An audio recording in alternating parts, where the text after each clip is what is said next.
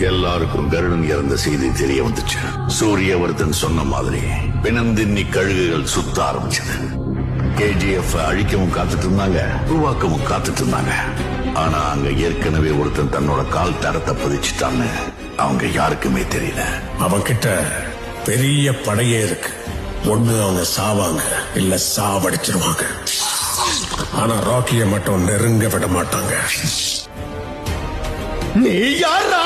எங்க ஊர்ல இவர ராக்கி பாய்னு சொல்லுவாங்க சார்.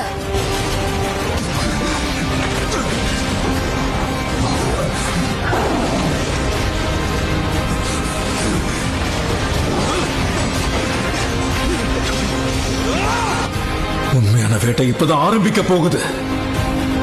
சங் ஜின்வூ, அரைஸ், நல்லா ஃபைட் பண்ண.